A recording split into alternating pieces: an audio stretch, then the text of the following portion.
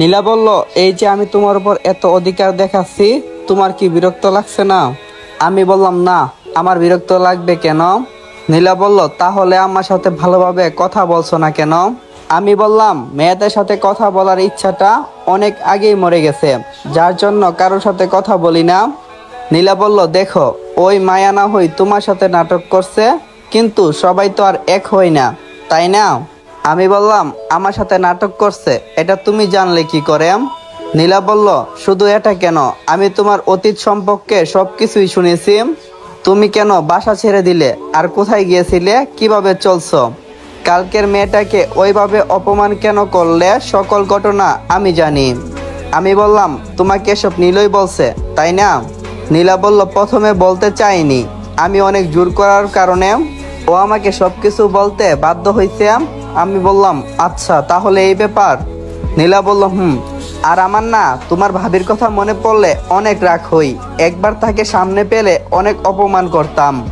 আমি বললাম, সবকিছু আল্লাহর উপর ছেড়ে দিয়েছি, তাকে শাস্তি আল্লাহ তাআলা একদিন দেবে, এটা নিশ্চয়ই।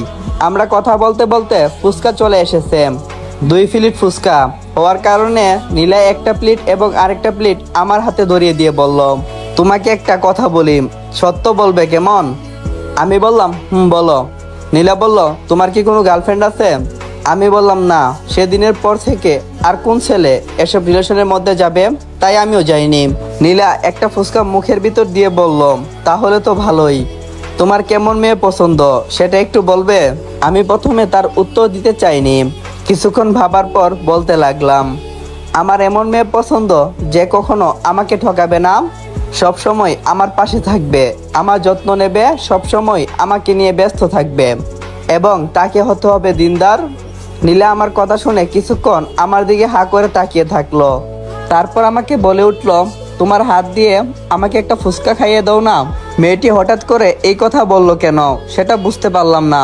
আমাকে চুপ থাকতে দেখে নীলা আবার বলল, কি হলো, দাও। আমি বললাম, তোমাকে ফুচকা খাইয়ে দেবো কেন, তোমার তো হাত আছে, তাই না, তুমি নিজে খেতে পারো। নীলা বলল, আমার হাতে খেলে ভালো লাগবে না, তাই তোমার হাতে খাওয়ার জন্য বলছি। আমি বললাম, চুপচাপ নিজের হাতে খাও, আর আমার খাবার দিকে নজর দিও না। নীলা বলল, দাও না। নীলাকে খাইয়ে দেওয়ার ইচ্ছা আমারও ছিল না, কিন্তু বারবার জোর করার কারণে একটা ফুচকা ওর মুখে দিলাম। দেওয়ার পর নীলা ওর প্লেট থেকে একটা ফুচকা তুলে আমার মুখের সামনে তুলে দিয়ে বলল, নাও, এটা এবার খাও। আমি বললাম, আমি খাবো না। আর কিছু বলার আগেই নীলার হাতটা আমার মুখের ভিতর, আর সে বলতে লাগলো, আগে খাও, তারপর বাকি কথাটুকু বলো। ফুচকা খেয়ে নিয়ে নীলাকে উঠে বললাম, এখন বাসায় চলো, আমার ভালো লাগছে না। নীলা বলল, ঠিক আছে। আমি আর কোনো কিছু না বলে ফুচকার বিলটা দিতে যাব। তখন নীলা বলল, সে নাকি বিল দিয়ে দিয়েছে, আর আমাকে বলল, আমার নাকি বিল দেওয়া লাগবে না, ও নাকি দিয়ে দিয়েছে, আমি অন্য কোনো দিন দিয়ে দিতে। নীলা গাড়ি চালাচ্ছে, আমি জানলা দিয়ে বাইরে তাকিয়েছিলাম। হঠাৎ করে নীলা একটা বাসার সামনে এসে গাড়িটি থামালো, তারপর গাড়ি থেকে নেমে আমার পাশে এসে বসলো আর বলতে শুরু করলো, একটা বাসা দেখিয়ে বলল, এটা হলো আমাদের বাসা। আমি বললাম, খুব সুন্দর। নীলা বলল, শুধু এই বাসাটাই সুন্দর, তাই না, আমি সুন্দর না? লজ্জায় যেন ওর মুখটা লাল হয়ে গেছে। আমি বললাম, তুমি তো অনেক সুন্দর, তাহলে এখন আমি যাই, বলে ড্রাইভিং সিটে গিয়ে বসলাম। তখন নীলা বলল, চলে যাবে কেন, আমার বাসায় ঢুকবে না? আমি বললাম, এখন সময় নেই, না হয় পরে একবার আসবো, এখন তাহলে আমি যাই, কেমন? কথা বলে গাড়িটা চালু করে ওইখান থেকে বাসার দিকে যাচ্ছিলাম। আমার বাসার একটু আগে একটা মোড় আছে, সেখান দিয়ে গাড়ি নিয়ে যাওয়ার সময় দেখলাম অনেক লোকজন দাঁড়িয়ে আছে। তখনই একটা অ্যাম্বুলেন্স এলো, সে একজন মহিলাকে অ্যাম্বুলেন্সে তুলতে লাগলো। সে অনেক আহত ছিল, তার মুখটা দেখে আমি শিহরিত হয়ে গেলাম, কারণ তিনি আর কেউ না, তিনি হলো আমার ভাবি। তাকে অ্যাম্বুলেন্সে তোলা হচ্ছে, ওনার সাথে ভাইয়াও আছে। কিন্তু ওইখানে কি হয়েছে সেটা বাবার জন্য গাড়ি থেকে নামলাম। সেখানে অনেক লোকজন থাকার কারণে একজনকে বললাম, কি হয়েছে? তখন লোকটি বলতে লাগলো, এই মহিলাটি রাস্তা পার হওয়ার সময় হঠাৎ করে একটা মিনি ট্রাক এসে তাকে ধাক্কা দেয়, এখন তাকে হাসপাতালে নিয়ে যাওয়া হচ্ছে। আমি আকাশের দিকে তাকিয়ে একটা মুচকি হাসি দিয়ে লোকটাকে বললাম, ভাই, কথাই আছে, আল্লাহ ছাড় দেয় কিন্তু ছেড়ে দেয় না, তাই না? লোকটি বলল, হ্যাঁ অবশ্যই, কিন্তু আপনি এ কথা বলছেন কেন? আমি বললাম, এমনি বললাম আর কি। তারপর লোকটাও আর কোনো কিছু বললো না, আমি আর কোনো কিছু বলিনি, চুপচাপ ওইখান থেকে গাড়ি করে বাসায় চলে আসলাম। এতক্ষণে অ্যাম্বুলেন্সটা চলে গেছে, যার জন্য রাস্তাটা প্রায় ফাঁকা ছিল। বাসায় এসে দরজার লক খুলে ভিতরে গিয়ে জামা কাপড় চেঞ্জ করে ফ্রেশ হতে যাব, তখন ফোনটা বেজে উঠতে লাগলো। ফোনের স্ক্রিনে তাকিয়ে দেখলাম নীলই কল দিয়েছে। তাই কলটা রিসিভ করে বললাম, হ্যালো। নীলই বলল, সাজ্জাদ তুই কোথায়? আমি বললাম, বাসায় আছি। নীলই বলল, ঠিক আছে তুই বাসায় থাক, আমি এখন আসছি। আমি কোনো কিছু বলার আগে সে ফোনটা কেটে দিল। তাই ফোনটা রেখে ফ্রেশ হতে চলে গেলাম। ওয়াশরুম থেকে বের হয়ে খাটের উপরে এসে বসলাম। তখনই কলিং বেলটা বেজে উঠল। দরজা খুলে দেখি নীলই দাঁড়িয়ে আছে। তাই ওকে ভিতরে আসতে বললাম। নীলই ভিতরে এসে খাটের উপরে বসলো। তারপর আমাকে বলল, ওইদিকে কি হয়েছে, সে খবর কি রাখিস? আমি বললাম, কেন, ওইদিকে আবার কি হয়েছে? নীলই বলল, তোর ভাবি অ্যাক্সিডেন্ট করছে, তুই এটা কি জানিস না? আমি বললাম, ও, ওনার কথা বলছিস? ওনাকে তো অ্যাম্বুলেন্সে তোলার সময় আমি ওইখানে দাঁড়িয়েছিলাম, আর কিভাবে দুর্ঘটনা হয়েছে সেটাও আমি জানি, তোকে কষ্ট করে আর বলা লাগবে না। নীলই বলল, তাহলে তোর মুখে কোনো চিন্তার ভাব নেই কেন? আমি বললাম, ওনার জন্য আমি কেন চিন্তা করব? উনি আমাকে যে ওনার ব্যাপারে আমাকে চিন্তা করতে হবে? আজকে যা হয়েছে এটা হলো ওনার প্রাপ্য শাস্তি। নীলই বলল, সেটাও এক প্রকার ঠিক বলছিস। যা, এসব কথা না হয় বাদ দিলাম, তুই অফিস শেষে কোথায় গিয়েছিলি? আমি বললাম, ওই নীলার সাথে ঘুরতে গিয়েছিলাম। নীলই বলল, কেন, আবার পছন্দ করিস নাকি? আমি বললাম, আরে না, সেসব কিছু না, এমনি বন্ধু সম্পর্ক আমাদের। নীলই বলল, ভালোভাবে বুঝে কথা বলিস কেমন? নীলার ব্যবহারগুলো আমার সুবিধার মনে হচ্ছে না। আমি বললাম, সেম সমস্যা আমারও, ওর গায়ে পড়া স্বভাব প্রচুর, সবার সাথে এমন করে নাকি? নীলই বলল, আরে না, নীলা ওরকম মেয়ে নাম। আমার জানা মতে ছেলেদেরকে ও তেমন বেশি পাত্তা দেয় না, আর ছেলে বন্ধু মানে শুধু তুই আছিস, তাছাড়া আর কেউ নেই। এবং তোর সাথে যেমন ব্যবহার করে অন্য কারোর সাথে এমন ব্যবহার ও কখনো করেনি। আমি বললাম, ও। নীলই বলল, আচ্ছা থাক, আমাকে বাসায় যেতে হবে, অনেক কাজ আছে। আমি বললাম, ঠিক আছে, আসুন আমিও বাহিরে যাব, চল তাহলে দুইজনে একসাথেই যাই। নীলই বলল, চলো। তারপর আমি আর নীলই বাসার বাহিরে এলাম। নীলই চলে গেল ওর বাসায়, আমি চলে গেলাম রেস্টুরেন্টে ডিনার করতে। ডিনার শেষ করে বাসায় এলাম, তখন নীলা কল দিল। ওর সাথে কিছুক্ষণ কথা বললাম, পরে কখন যে ঘুমিয়ে গেছি কোনো কিছু মনে নেই। এভাবে কাটতে লাগলো আমার দিনকাল। চলে গেল 3টা মাস। এই 3 মাসে নীলার সাথে আমার অনেক বন্ধুত্ব হয়ে গেছে। তাছাড়া নীলার বাসার লোকজনের সাথেও খুব ভালো একটা পরিচয় হয়ে গেছে। বর্তমানে ভাবির অবস্থা তেমন ভালো না, তার একটা পা পুরো অকেজো হয়ে গেছে, যার জন্য ভালো করে হাঁটতে পারবে না কখনো। এখন আমার পরিবারও আর আমার কাছে আসে না, না এলে আমার ভালো, কারণ তাদের সাথে কথা বলার আমার কোনো ইচ্ছা নেই। আজকে 3 তারিখ, কালকে নীলার জন্মদিন। ওর বাসায় একটা পার্টি দিয়েছে, সেখানে আমাকে যেতে বলছে। ও চকলেট খুব পছন্দ করে, তাই তার জন্য 1 বক্স চকলেট কিনলাম, কালো একটা শাড়ি কিনলাম। পরের দিন অফিস শেষ করে বাসায় এলাম, তারপর রেডি হয়ে নীলার জন্মদিনের উদ্দেশ্যে রওনা দিলাম। আজকে গাড়ি নিয়ে আসিনি, পায়ে হেঁটে হেঁটে নীলাদের বাসার সামনে যাচ্ছি। একটু পর নীলার পরের দিন অফিস শেষ করে বাসায় এলাম, তারপর রেডি হয়ে নীলার জন্মদিনের উদ্দেশ্যে রওনা দিলাম। আজকে গাড়ি নিয়ে আসিনি, পায়ে হেঁটে হেঁটে নীলাদের বাসার সামনে যাচ্ছি। একটু পর নীলার বাসার সামনে এলাম। আজকে বাসাটা অনেক সুন্দর করে সাজানো হয়েছে, যার জন্য চেনা যাচ্ছে না। যাই হোক, আর সংকোচবোধ না করে ওর বাসার ভিতরে যাওয়া যাক। যেই বাবা সেই কাজ, বাসার ভিতরে প্রবেশ করলাম। ভিতরে অনেক লোকজন আছে, যার মতে একে অপরের সাথে কথা বলছে। ওইদিকে আমার কোনো খেয়াল নেই। আমি নীলাকে খুঁজতে লাগলাম, তখন কেউ একজন আমার কাঁধে হাত রাখলো। আমি পিছনে তাকিয়ে দেখলাম নীলা দাঁড়িয়ে আছে। তাই আমি বললাম, কোথায় ছিলে এতক্ষণ? আমি কখন থেকে তোমাকে খুঁজছি। নীলা বলল, আমি কোথায় যাব, এখানেই ছিলাম। উল্টো আমি তোমাকে খুঁজছিলাম। আমি বললাম, এতক্ষণ ধরে এখানেই আছি। নীলা বলল, যাক বাদ দাও, তোমার হাতে কি? আমি বললাম, আমার হাতে নীলার জন্য কেনা চকলেট এবং শাড়ি। ওর হাতে দিয়ে বললাম, এগুলো তোমার জন্য নিয়ে এসেছি। নীলা বলল, তোমাকে এগুলো নিয়ে আসতে কে বলছে? আমি বললাম, কেউ না, আমার ইচ্ছে হলো তাই নিয়ে এলাম। তোমার পছন্দ হয়নি?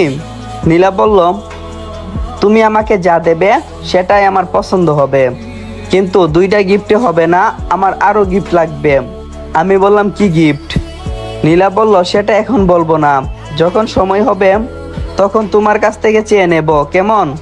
আমি বললাম, ঠিক আছে, সেদিন যদি দিতে পারি তাহলে অবশ্যই দেব।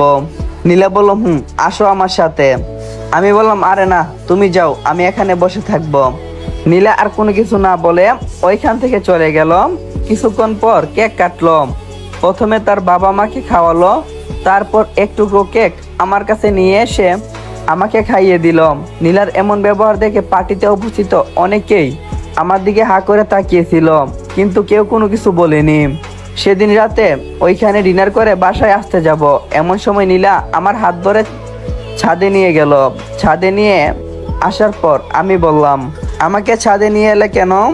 নীলা বলল, তোমার সাথে ছাদ দেখব এবং তোমার কাছে সেই গিফট চাইব। আমি বললাম, ঠিক আছে, বলো কি গিফট? নীলা বলল, তুমি নিশ্চয় জানো আমি কেমন মেয়ে, আর আমার যত পাগলামি সবকিছু শুধু তোমার সাথেই করি, তাই আজকে যে গিফটটা চাইবো কিন্তু সেটা তুমি আমাকে দেবে। সেটা নিয়ে আমার অনেকটাই সন্দেহ আছে, তুমি দেবে কিনা। আমি বললাম, তুমি বলো দেখি আমি দেই কিনা। নীলা বলল, বলবো। আমি বললাম, হ্যাঁ বলো। নীলা বলল, আমি তোমাকে চাই, তুমি কি হবে তাহলে আমার? কথাটা বলে ওর মুখটা আমার বুকে লুকিয়ে ফেললাম। আমি কিছুক্ষণের জন্য নীলার কথাটা বারবার ভাবতে লাগলাম। নীলা কি বললো এটা? সে আমাকে চাই, কিন্তু সেটা তো সম্ভব না। তাই নীলাকে নিজের কাছ থেকে ছাড়িয়ে নিয়ে বললাম, তুমি কি বলছো? তোমার মাথা ঠিক আছে? নীলা বলল, যেটা বলছি সবকিছুই ঠিক, আমি তোমাকে ভালোবাসি তাই কথাটা বললাম, এবং আমার মাথাটা পুরো ঠিক আছে। আমি বললাম, তুমি যেটা ভাবছো সেগুলো কখনো হবে না, কারণ আমার ভালোবাসার উপর কোনো বিশ্বাস নেই।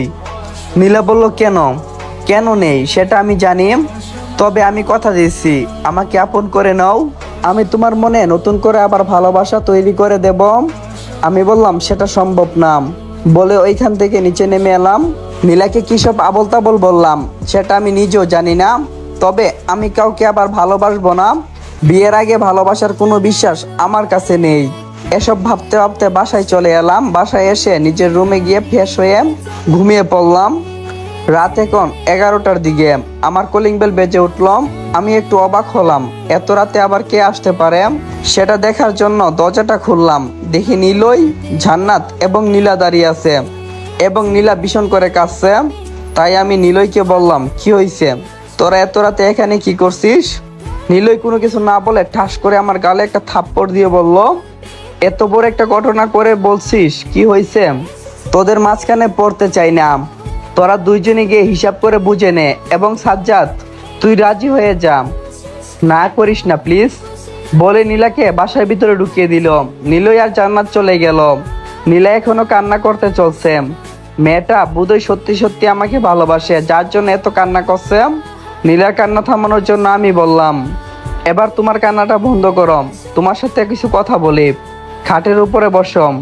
নীলা খাটের উপরে বসলো, কিন্তু কিছুতেই কান্না থামাচ্ছে না। আমি ওর পাশে বসতেই নীলা আমার হাত ধরে বলল, তুমি আমাকে মেনে নিচ্ছ না কেন? তোমাকে যে কতটা ভালোবাসি সেটা বলেও বোঝাতে পারবো না। আমি বললাম, তুমি কান্না থামাও, তারপর আমি তোমাকে বলছি।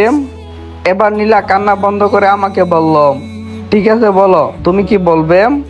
আমি বললাম, তুমি তো আমার অতীত জানো, তবুও কেন আমাকে ভালোবাসলে? নীলা বলল, আমি তোমার অতীত কেনা তোমাকে ভালোবাসি।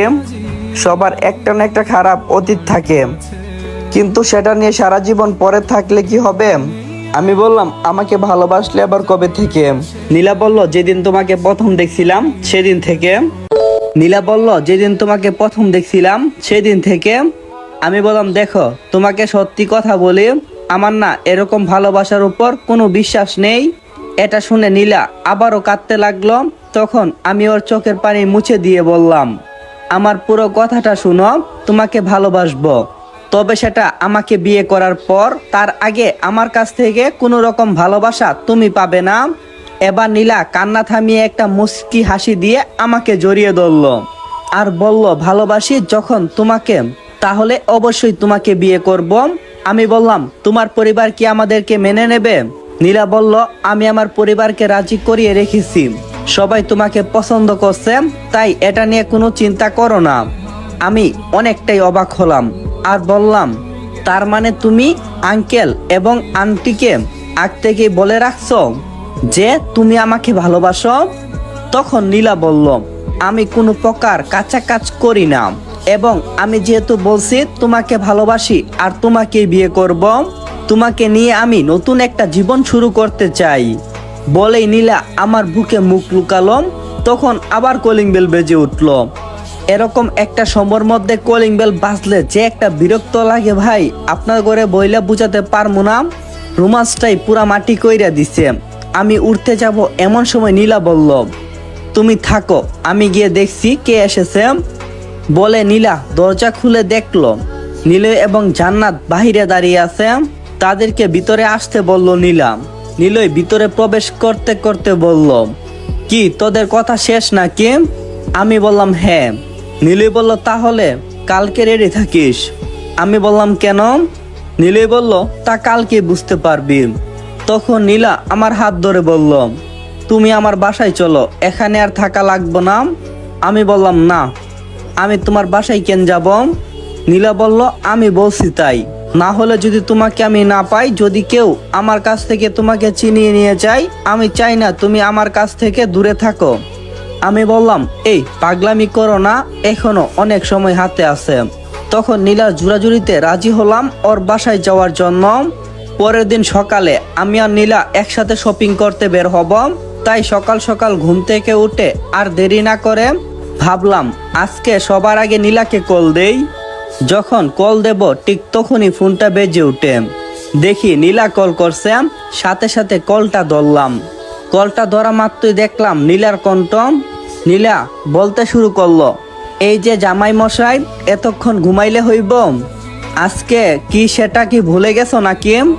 আমি বললাম, না ম্যাডাম, সব কিছুই মনে আছে, তাই তো আমি আজকে সবার আগেই ঘুম থেকে উঠছি আর রেডি হয়ে বের হব, তখনই তুমি কল দিয়েছ। নীলা বলল, আর বলা লাগবো না, হইছে, তাড়াতাড়ি করো। ঠিক তখনই দরজায় কেউ নখ দিল। আমি নীলাকে উদ্দেশ্য করে বললাম, নীলা, দরজায় জানে কে নখ দিছে, তুমি একটু লাইনে থাকো, আমি গিয়ে দেখে আসি। নীলা বলল, সেটা আর কেউ না স্যার, ওইটা আমি। তখন আমি বললাম, এত তাড়াতাড়ি আসলে কিভাবে? আর আসলে তো আসলে, আমাকে একবারও বললে না। নীলা বলল, বললে কি আর সারপ্রাইজ দেওয়া যাবে? তোমাকে সারপ্রাইজ দেব বলেই তো আজকে এত সকাল সকাল রেডি হয়ে তোমার বাসায় এসে দাঁড়িয়ে আছি। এখন কি বাহিরে দাঁড়িয়ে রাখবা নাকি ভিতরে আসতে বলবাম? আমি বললাম, আচ্ছা তাহলে আমি আসছি, এই বলে দরজাটা খুলে দিলাম। নীলা ভিতরে প্রবেশ করলো আর প্রবেশ করেই করলো এক মহাকাণ্ড। মানে আমার পাগলিটা আমাকে ঝরিয়ে ধরলো আর আমাকে বলতে লাগলো, তোমাকে অনেক সুন্দর লাগছে জান, এত সুন্দর তুমি তা কখনো ভাবিনি, আসলে আল্লাহ পাক চাইলে কি না করতে পারে। তখন আমি নীলাকে বললাম, তাহলে চলো, অনেক লেট হয়ে যাচ্ছে, বাহিরে শপিং এ যেতে হবে। নীলা বলল, আচ্ছা তাহলে চলো। তারপরে নীলাকে সাথে করে শপিং মলের উদ্দেশ্যে রওনা হলাম আর মনে মনে ভাবতে লাগলাম। আপনারা চাইলে পরের পার্ট ইউটিউব থেকে দেখতে পারেন। তো ভালো থেকো।